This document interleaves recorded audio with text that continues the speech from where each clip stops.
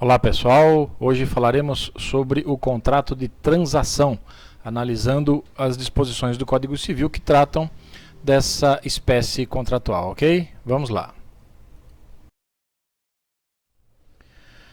Diz o artigo 840 do Código Civil que é lícito aos interessados prevenirem ou terminarem o litígio mediante concessões mútuas.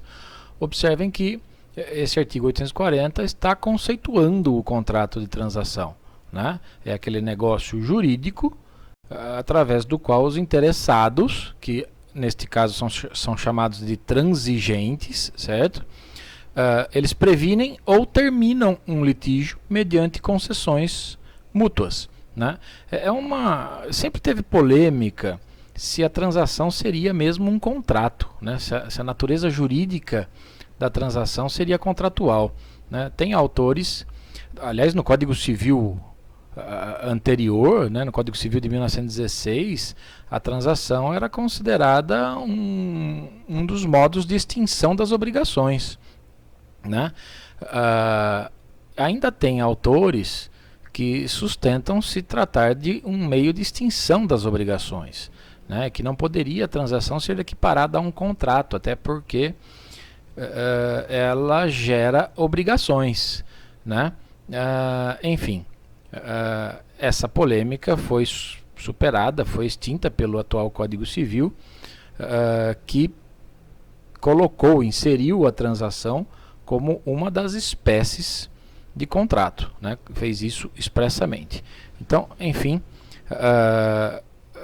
reiterando o que diz o artigo 840, né? A transação é aquele contrato em que, mediante concessões mútuas, né? E o que significa concessões mútuas? As partes na transação abrem mão de alguns de seus direitos, certo? Então, mediante essas concessões mútuas, os interessados previnem ou terminam um litígio, né? Repito, as partes no contrato de transação são chamadas de transigentes e, evidentemente, é necessário que possuam capacidade para transigir, certo? A transação só pode ser realizada, como diz o artigo 841, se tiver por objeto direitos patrimoniais de caráter privado. Fica fora do objeto da transação, são excluídas do contrato de transação, por exemplo, de transação, questões relativas à família, ao matrimônio, né, o direito a alimentos, né, os direitos indisponíveis, em outras palavras, né, relativos ao estado das pessoas, relativos à capacidade das pessoas, os direitos puros de família, né,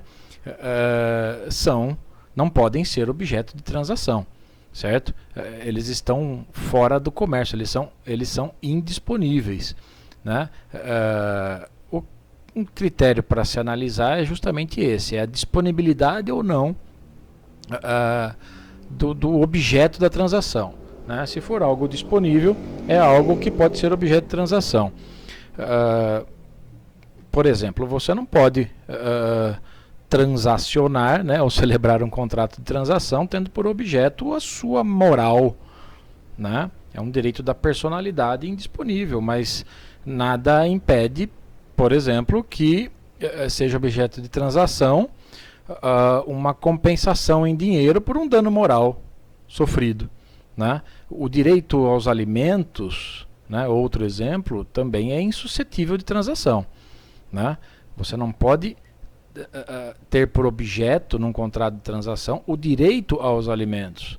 Por outro lado, nada impede que hajam concessões recíprocas quanto ao valor devido dos alimentos, né? Então, é isso que está dizendo o artigo 841. Né? Somente direitos patrimoniais de caráter privado que podem ser objeto de transação. O artigo 842 diz que a transação far-se-á por escritura pública nas obrigações em que a lei o exige, ou por instrumento particular nas em que ela o admite. Se recair sobre direitos contestados em juízo, será feita por escritura pública ou por termo nos autos, assinado pelos transigentes e homologado pelo juiz. O que esse artigo está estabelecendo são as espécies de transação, né? E também a forma para a sua celebração, né? A transação, como dito no 842, ela pode ocorrer dentro de um processo que já está em andamento, e aí se terá a chamada transação judicial. Se ocorrer fora de um processo, né, você terá a transação extrajudicial, né? Segundo ainda o 842, a transação pode ser feita por escritura pública, quando a lei assim exige, né, ou por instrumento particular, quando isso for permitido, né? A transação judicial, em se tratando de transação judicial, que é aquela que pressupõe a existência de uma ação em andamento, de um processo em andamento, né? Essa deve ser feita por escritura pública ou por termo nos autos do processo, né? E, evidentemente, deve ser assinada pelos contratantes, pelos transigentes, né? E homologada pelo juiz. Consequentemente, isso acaba extinguindo o processo, né, com julgamento de mérito, tá? A transação deve ser interpretada restritivamente, como diz o artigo 843, e pela transação não se transmitem, apenas se declaram ou reconhecem direitos, como diz esse artigo. A transação, ela envolve renúncia de direitos, né, concessões mútuas, que impliquem renúncias mútuas, né? E como ela tem o objetivo de extinguir obrigações, ela deve ser sempre interpretada restritivamente, ou seja, não comporta uma interpretação extensiva, nem uma interpretação analógica, né? O objetivo da transação é transformar algo que hoje é incontestável, é transformar algo em incontestável, né, no futuro, né? Hoje é litigioso, hoje existe um litígio ou existe uma incerteza. O objetivo da transação é transformar esse litigioso e esse incerto em algo incontestável no futuro, né? Daí a necessidade de se interpretar restritivamente, né? Essa interpretação restritiva, ela ocorre no sentido, repito, de que não se deve ampliar a interpretação por analogia ou até mesmo alcançar situações ou circunstâncias que não foram expressamente mencionadas, especificadas no instrumento celebrado pelas partes, certo? Esse artigo 843, ele realmente inviabiliza a utilização da analogia e, reitero, da interpretação extensiva, né? Porque envolve concessões recíprocas e, portanto, renúncias mútuas, né? Então, presume-se que a disposição feita numa transação foi da forma menos onerosa possível, né? Agora, essa disposição do artigo 843, ela não pode ser interpretada isoladamente, né? Ela tem que ser interpretada em conjunto com o artigo 845, que admite a renúncia ou a transferência de um bem, né, pertencente a um dos transigentes, a uma das partes, né, e que gera inclusive riscos da evicção, como veremos ao comentar o artigo 845. Já o artigo 844 diz que a transação não aproveita nem prejudica senão aos que nela intervierem, ainda que diga respeito a coisa indivisível. Então a transação, ela vincula apenas os que transigirem, apenas as partes que participaram do instrumento, né? Ela não aproveita nem prejudica, ou seja, não gera proveito nem prejuízo senão aos que nela intervierem, senão aos que expressamente participaram da transação, mesmo que ela diga respeito a coisa indivisível, como estabelece o artigo 844.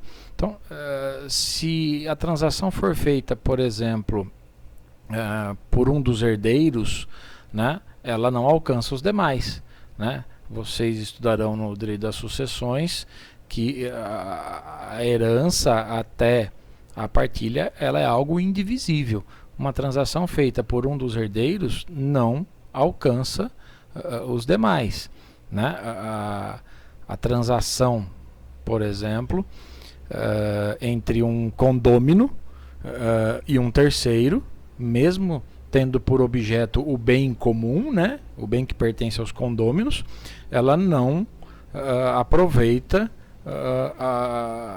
os demais condôminos, ela não gera proveito aos demais condôminos e também não os prejudica, né? A transação só produz efeitos entre as partes que dela participam, né? Os efeitos da transação não atingem terceiros, né?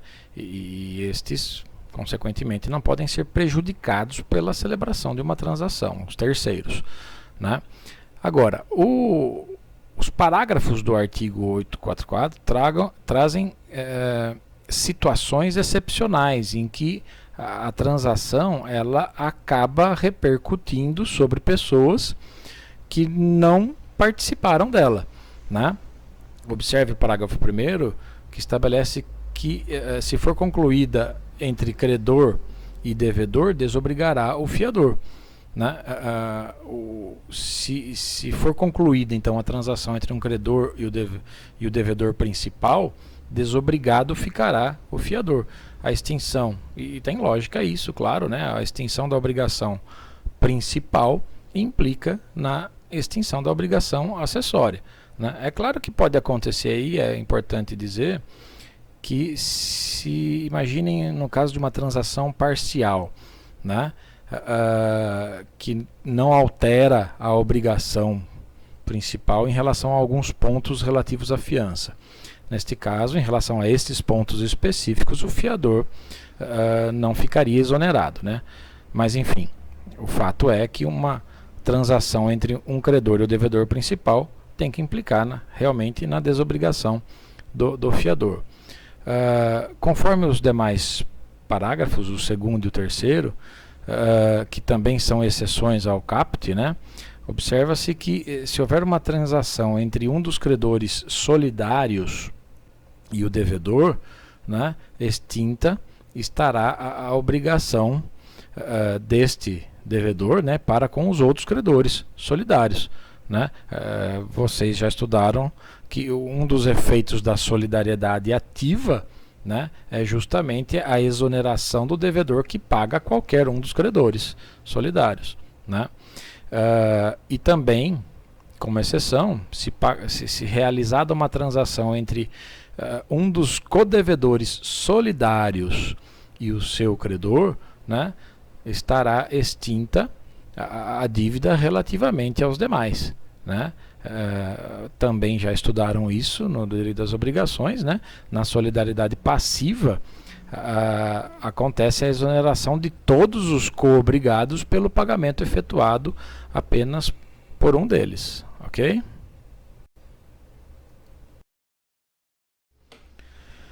O artigo 845 do Código Civil diz que, dada a evicção da coisa renunciada por um dos transigentes ou por ele transferida a outra parte, não revive a obrigação extinta pela transação, mas ao evicto cabe o direito de reclamar perdas e danos. Então, se ocorrer a evicção daquela coisa renunciada ou que foi transferida para outra parte numa transação, né, a obrigação que foi extinta através dessa transação, ela não renasce, né? Ao evicto caberá tão somente aí pleitear indenização ou pagamento de perdas e danos, certo? O que esse artigo está tratando é da questão da evicção na transação, né? Lembrem que evicção é a perda da coisa por quem a adquiriu, né? A perda de um bem por quem o adquiriu, em decorrência de uma decisão judicial e até ato administrativo, né? Em que se reconhece que essa coisa pertence a outra pessoa, que outra pessoa tem direitos sobre ela, né? Os sujeitos na evicção são o evictor, né, que é aquele vencedor que fica com a coisa, né, e o evicto, ou seja, a pessoa que perde a coisa, né? Ocorrendo a evicção da coisa transferida por um dos transigentes, né, a obrigação extinta pela transação, repito, ela não renasce, né? Fica ao evicto apenas a opção de reclamar perdas e danos, conforme diz o artigo 845. Imaginem a seguinte situação. Imaginem que o José e Maria estão em processo de separação litigiosa, né? O José e Maria resolvem transigir no processo, né? Então eles vão celebrar uma transação, né?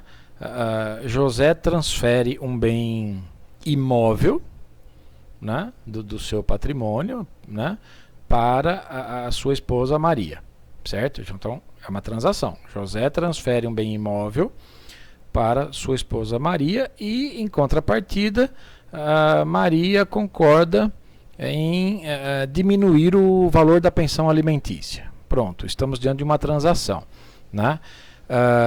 Depois de celebrada essa transação, um terceiro qualquer, né, entra com uma ação reivindicatória daquele bem imóvel, né, contra Maria, né, e ganha, né, consegue provar que ele que tinha direitos sobre aquele imóvel que foi utilizado na transação, transferido do José para Maria, né? Então, pronto, os riscos da evicção, a evicção ocorreu, né? O que esse artigo está dizendo é que, ocorrendo a evicção, não reviverá, não renascerá a obrigação extinta. Neste nosso exemplo, né, lembrem que José transferiu um imóvel para Maria e Maria diminuiu o valor da pensão alimentícia ou abriu mão do valor da pensão alimentícia, dos alimentos, né?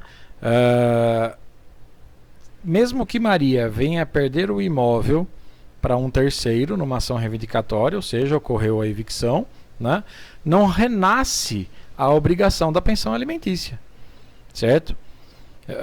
Cabe aí a Maria apenas uma ação indenizatória contra José, uma ação de perdas e danos, certo?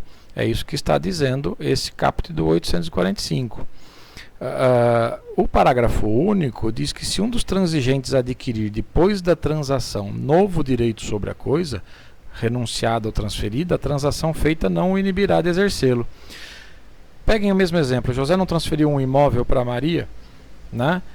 Nada impede que José tenha um novo direito sobre esse imóvel. Por exemplo, penhorar o aluguel do imóvel por conta de um outro crédito que ele tinha em relação a Maria, né? E assim realmente tem que ser, porque depois de concluída a transação, se um dos transigentes vier a adquirir direito novo sobre aquela coisa que ele renunciou ou transferiu, ele não está impedido de exercê-lo, né? Até porque a transação ela não implica em renúncia a direito futuro, né?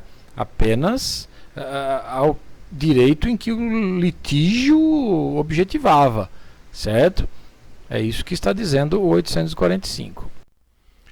O artigo 846 estabelece que a transação concernente a obrigações resultantes de delito não extingue a ação penal pública, nem poderia ser, né?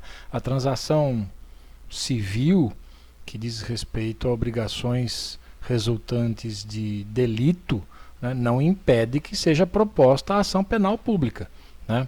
Então, a vítima de um delito, ela pode entrar num acordo, né, ela pode entrar num acordo com o autor do fato, com o autor do delito, né, na esfera civil, para a composição dos prejuízos, reposição dos prejuízos patrimoniais sofridos, né?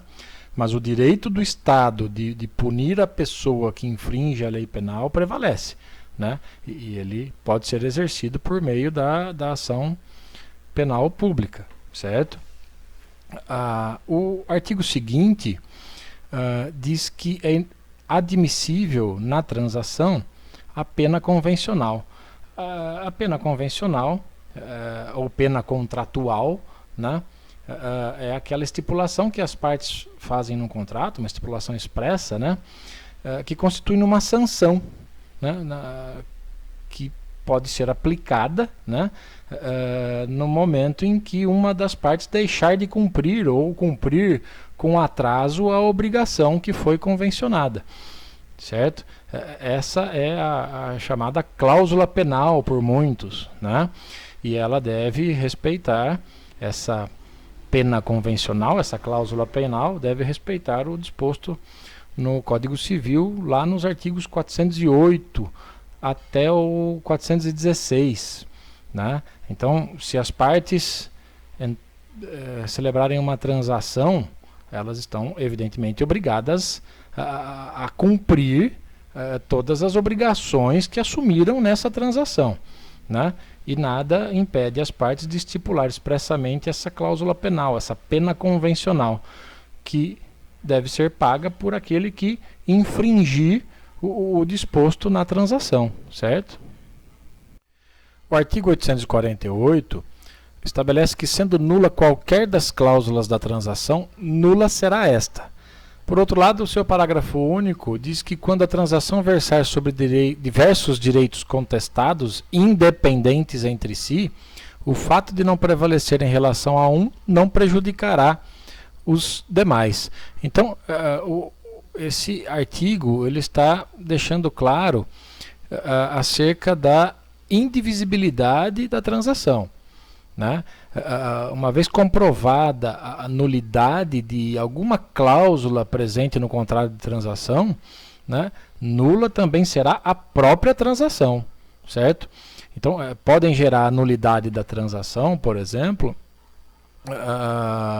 imagina que ela tenha a transação um objeto ilícito, né? Imagina que ela verse sobre ela tente prevenir ou terminar litígios decorrentes de direitos pessoais indisponíveis, né? Quando na verdade isso é claramente não permitido pela legislação, né? De qualquer maneira, está claro aí que uma das características peculiares da transação é a sua indivisibilidade, né? A transação ela deve ser considerada como um todo, sem possibilidade de divisão, de fracionamento, né? Mas, por outro lado, o parágrafo único acaba admitindo a validade de certas cláusulas da transação, né, quando se demonstrar a autonomia da cláusula em relação à cláusula invalidada, né? Então, a transação ela é como se ela versar sobre vários direitos, como diz o parágrafo único, né, é como se cada direito constituísse uma unidade, né? Então eles devem ser analisados separadamente neste caso. E a invalidade de um não necessariamente implicará na do outro, se vários forem os direitos contestados e forem independentes entre si. Enquanto o artigo 848 fala da nulidade da transação, o 849 trata da anulabilidade da transação, né? E diz que ela somente pode ocorrer por dolo, coação ou erro essencial quanto à pessoa ou coisa controversa, né? E no parágrafo único esclarece que determina que não se anula a transação por erro de direito, né? Então lembrem que o dolo é aquele artifício empregado para induzir alguém à prática de um ato ou de um negócio jurídico prejudicial para ela, né? Vocês já estudaram isso quando abordaram a parte geral do Código Civil, né? O dolo é um defeito do negócio jurídico previsto lá nos artigos 145 a 150 do Código Civil, né? E o dolo só anula o negócio quando for essencial, né? Coação também está lá como defeito do negócio jurídico na parte geral, nos artigos 151 a 155, né? E coação é aquela pressão exercida sobre alguma pessoa para induzi-la à prática de um ato, de um negócio, né? A coação deve afetar a vontade da pessoa, né? E deve ser tamanha a ponto de, como diz lá na parte geral, de incutir ao paciente fundado temor de dano iminente e considerável à sua pessoa, à sua família ou a seus bens. E o erro, por sua vez, também é um defeito do negócio jurídico, previsto também lá na parte geral do Código Civil, nos artigos 130 38 a 144, né? E é aquela noção falsa a respeito de uma pessoa ou de uma coisa, né? E para anular o negócio jurídico, lembrem, para viciar a vontade, né? O erro deve ser substancial, né? E como dito no parágrafo único, o erro possível de anular a transação, como diz o caput, aliás, né, é somente o erro sobre a pessoa ou coisa controversa, porque o erro de direito não anula a transação, como diz o parágrafo único. Erro de direito é aquele equívoco ou um desconhecimento acerca de uma norma jurídica, né? E de acordo com esse parágrafo, a transação não se anula por erro de direito, certo? Uma observação aí se faz importante, penso que deveriam ser mencionados aí também outros defeitos do negócio jurídico previstos na parte geral do Código Civil, né, que também poderiam gerar a invalidade da transação, né? O negócio jurídico, a transação é um negócio jurídico, é um contrato, né? E ela está, portanto, sujeita a todos os princípios, todas as regras contidas na parte geral do Código Civil, inclusive sujeita à possibilidade de ocorrência de fraude contra credores, por exemplo, não mencionada aí no 849, de lesão, de estado de perigo, enfim, né? Apenas uma observação crítica acerca do conteúdo desse 849. Por fim, o artigo 850 do Código Civil traz mais duas hipóteses de nulidade absoluta da transação, né?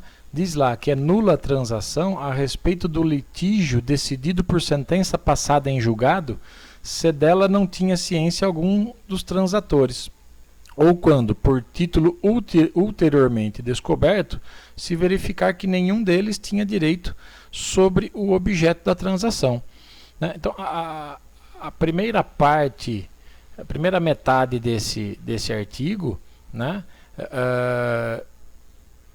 a parte do pressuposto, né, de que um dos transigentes ou os transigentes, né, não teriam firmado a transação, celebrado o acordo, se tivessem ciência da decisão do litígio por sentença transitada em julgado, né? O que ocorre aí nessa hipótese é que o objeto da transação, o litígio, já foi resolvido, né? Não tinha mais por que as partes prevenirem ou terminarem o litígio mediante concessões mútuas, porque ele já havia sido resolvido através de uma sentença transitada em julgado, né? Na segunda parte desse mesmo artigo, que também traz outra hipótese de nulidade da transação, né?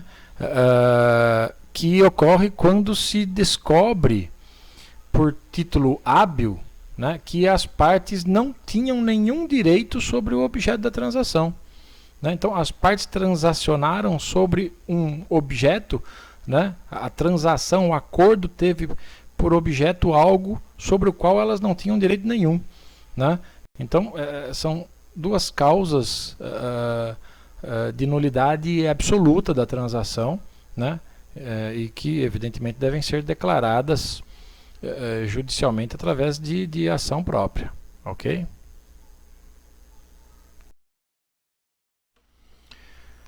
É isso, pessoal.